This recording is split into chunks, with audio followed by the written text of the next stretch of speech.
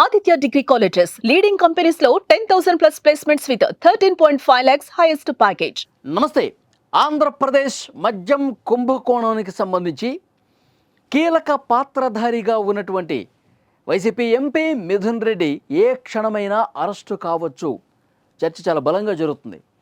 ఈ అరెస్టుని ఆయన ఊహించే హైకోర్టులో ముందస్తు బెయిల్ పిటిషన్ అప్లై చేసుకున్నారు.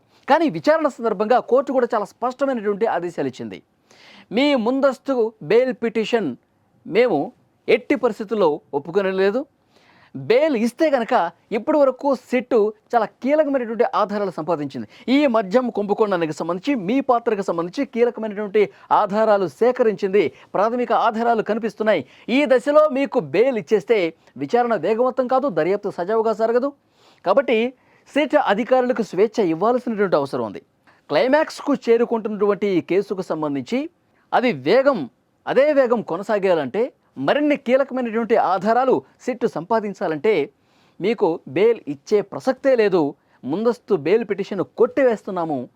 వాళ్ళు విచారణకు పిలిస్తే డెఫినెట్గా మీరు హాజరు కావాల్సిందే, దర్యాప్తుకు సహకరించాల్సిందే, వారు అడిగే ప్రశ్నలకు మీరు సమాధానం చెప్పాల్సిందే. మీకు సంబంధించిన ఆధారాలు ముందు పెట్టి వాళ్ళు క్వశ్చన్ చేస్తే దానికి సమాధానం చెప్పాల్సిన బాధ్యత ఒక ప్రజాప్రతినిధిగా మీ మీద ఉన్నది అని చాలా క్లియర్గా హైకోర్టు కూడా చెప్పింది. మిథున్ రెడ్డి గారి ముందస్తు బెయిల్ పిటిషన్ కొట్టేసింది. ఇప్పుడు మిథున్ రెడ్డి అరెస్ట్ ఎప్పుడు? బెయిల్ పిటిషన్ కొట్టేశారు కాబట్టి మిథున్ రెడ్డి గారి అరెస్టు జరగబోతుందని చర్చ చాలా బలంగా జరుగుతుంది. ఇవాళ రేపు ఏ క్షణమైనా సరే మిథున్ రెడ్డి అరెస్టు కాబోతున్నారు. ఎందుకంటే సిట్ కొన్ని కీలకమైనటువంటి ఆధారాలు సంపాదించింది. సిట్ దగ్గర బలమైన ఆధారాలు ఉన్నాయి మిథున్ రెడ్డికి సంబంధించి. అయితే మద్యం పాలసీకి సంబంధించి రూపకల్పనలో అత్యంత కీలకంగా వ్యవహరించినటువంటి వ్యక్తి జగన్మోహన్ రెడ్డి గారికి అత్యంత సన్నిహితమైనటువంటి వ్యక్తి మిథున్ రెడ్డి గారు. 2014 నుంచి 2019 వరకు చంద్రబాబు నాయుడు గారు ముఖ్యమంత్రిగా ఉన్న సమయంలో ఒక పాలసీ ఉండే. ఎప్పుడైతే జగన్మోహన్ రెడ్డి గారు అధికారంలోకి వచ్చారో, ముఖ్యమంత్రి అయ్యారో, అప్పుడు ఉన్న పాలసీని పూర్తిగా రద్దు చేసి ఒక కొత్త పాలసీ తీసుకొచ్చారు. అప్పటి వరకు ప్రైవేటు వ్యక్తుల చేతిలో ఉన్నటువంటి మద్యం దుకాణాలు అన్నీ కూడా ప్రభుత్వమే నేరుగా మద్యం దుకాణాల్లో మద్యాన్ని అమ్మే విధానం తీసుకొచ్చింది. అయితే మద్యం తయారీ కంపెనీలు ఏవైతే ఉన్నాయో, మద్యం బ్రాండ్లు ఏవైతే ఉన్నాయో అవి పూర్తిగా రద్దు చేసేశారు. కొత్త డిస్టిలరీస్, మద్యం తయారీ కంపెనీలు పుట్టుకొచ్చాయి.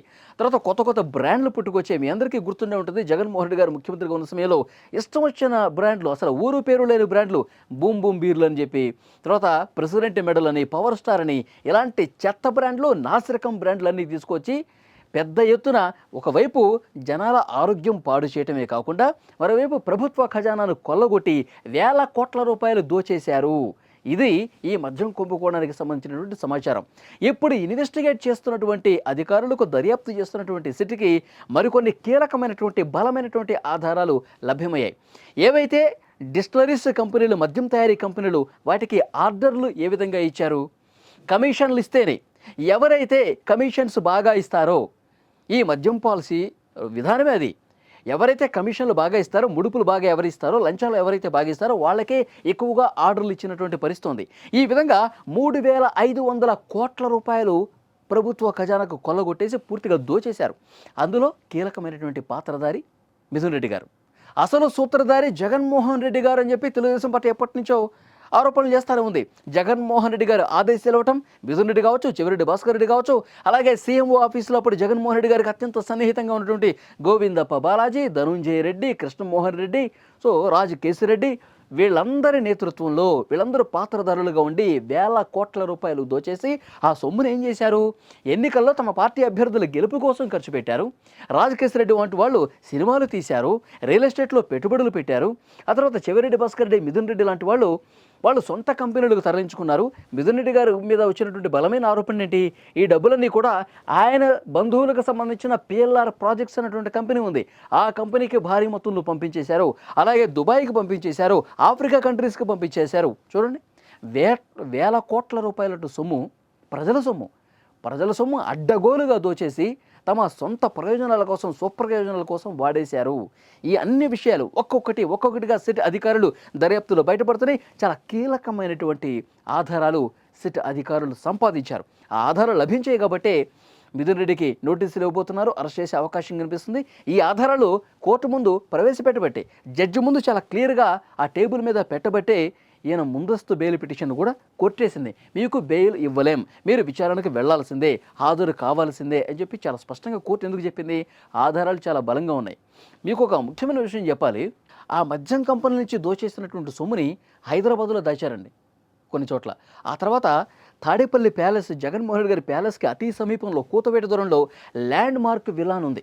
ల్యాండ్ మార్క్ అపార్ట్మెంట్లో 312 ఫ్లాట్ నెంబర్. ఆ ఫ్లాట్ నెంబర్లో ప్రణయ్ ప్రకాష్ అనే వ్యక్తిని కాపలాదారుగా పెట్టి వేల కోట్ల రూపాయలు అక్కడ పెట్టి, దాని తర్వాత ఏం చేశారు? ఎన్నికల టైంలో ఎక్కడైతే వైఎస్ఆర్ కాంగ్రెస్ పార్టీ అభ్యర్థులు వీక్గా ఉన్నారో, ఏ నియోజకవర్గంలో అయితే కొంత వీక్ ఉంది, అక్కడ కూటమి అభ్యర్థి బలంగా ఉన్నాడు అని భావించారో, అవన్నీ కొన్ని నియోజకవర్గాలు సెలెక్ట్ చేసుకొని ఈ అపార్ట్మెంట్లో దాచేసినటువంటి సొమ్ముని, ఈ మద్యం కుంభకోణం ద్వారా దోచేసినటువంటి సొమ్ముని ఆ అపార్ట్మెంట్లో పెట్టి ఎలక్షన్ టైంలో ఆయా నియోజకవర్గాలకి దీన్ని తరలించేశారు. ఇది బాధ్యత మొత్తం చూసుకుంది చెవిరెడ్డి భాస్కర్ రెడ్డి. దీనికి సంబంధించిన ఆధారాలు ఉన్నాయి కాబట్టి ఆ రోజు చెవిరెడ్డి భాస్కర్ రెడ్డిని కూడా అరెస్ట్ చేసిన పరిస్థితుంది. ఆయన అరెస్ట్ చేసి ఆయన కస్టడీకి తీసుకునేటప్పుడు కూడా, ఆయన విచారణకు తీసుకునేటప్పుడు కూడా మీడియా ముందు ప్రభుత్వాన్ని హెచ్చరిస్తూ అవాకులు చవాకులు పేరారు.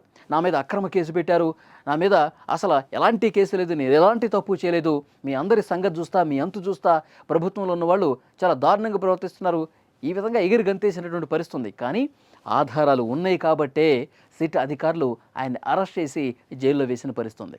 సో అట్లాగే మిథున్ రెడ్డి కూడా పిఎల్ఆర్ ప్రాజెక్ట్స్లో ఎంత మొత్తం తరలించారు, ఎన్ని వందల కోట్ల రూపాయలు తన ప్రాజెక్టులకి ఈ మద్యం కంపెనీల ద్వారా దోచేస్తున్న డబ్బును తరలించారు, దుబాయ్కి ఎంత మొత్తం తరలించారు, ఈ అన్ని విషయాలు కూడా ఆధారాలతో సహా బయటపెట్టారు. ఇప్పుడు మిథున్ రెడ్డిని అరెస్ట్ చేసి కస్టడీకి తీసుకుంటే ఒక వారం రోజుల పాటు కస్టడీ తీసుకుంటారు. కస్టడీకి తీసుకున్న తర్వాత చెవిరెడ్డి ఎలాంటి సమాధానాలు చెప్పాడు, తర్వాత రాజకేశిరెడ్డి ఎలాంటి సమాధానాలు చెప్పాడు. ఎందుకంటే లిక్కర్ పాలసీ రూపకల్పనలో విజయసాయిరెడ్డి గారి ఇంట్లో పలు దఫాలుగా చర్చలు జరిగినాయి. మిథున్ రెడ్డి గారి నివాసంలో కొన్ని భేటీలు జరిగినాయి. మనం ఏ విధంగా రూపొందించాలి, ఏ డిస్టిలరీ కంపెనీలు మనం తీసుకోవాలి, వాళ్ళ దగ్గర నుంచి మనం ఎంత కమిషన్లు వసూలు చేయాలి, ఇవన్నీ కూడా కీలకంగా మాట్లాడింది, వాళ్ళతో మాట్లాడి ఒప్పించింది. అసలు మీరు కమిషన్లు ఇవ్వకపోతే మీకు అసలు ఆర్డర్లు ఇవ్వమని చెప్పింది, ఎవరైతే కమిషన్లు ఇస్తున్నారో వాళ్ళని సెలెక్ట్ చేసింది అంతా కూడా మిథున్ రెడ్డే. ఇది మొత్తం ఎవరి డైరెక్షన్లో? మిథున్ డైరెక్షన్లో. ఎవరు చెప్తే చేశాడు? జగన్మోహన్ రెడ్డి గారు. సో డెఫినెట్గా ఎన్ని విషయాలు బయటకు వస్తాయండి. ఆయన్ని అదుపులోకి తీసుకుని పూర్తిగా ఆధారాలు ముందు పెట్టి ప్రశ్నిస్తే మరికొన్ని వాస్తవాలు బయటకు వస్తాయి. సో చూద్దాం నెక్స్ట్ ఏం జరగబోతుందో. మిథున్ రెడ్డి గారు A4గా ఉన్నారు ఈ కేసులో. సో నెక్స్ట్ ఈయన చెప్పిన సమాధానాలు బట్టి తాడేపల్లి ప్యాలెస్ కూడా సిట్ అధికారులు వెళ్ళబోతున్నట్టుగా తెలుస్తోంది.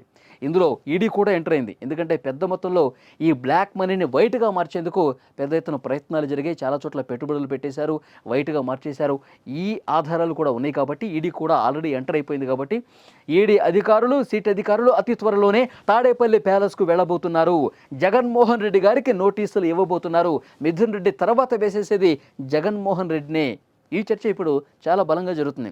సో దీనికి అన్ని సమాధానాలు త్వరలోనే బయటకు వస్తాయి. ఎందుకంటే ఇప్పటి నుంచే వైఎస్ఆర్ కాంగ్రెస్ పార్టీ నాయకులు చెప్తా ఉన్నారు, అక్రమ కేసులు, కక్ష సాధింపు. సో ఇది ఎక్కడా కనిపించట్లేదని చెప్పి తెలుగుదేశం పార్టీ, కూటమి పెద్దలు చెప్తా ఉన్నారు.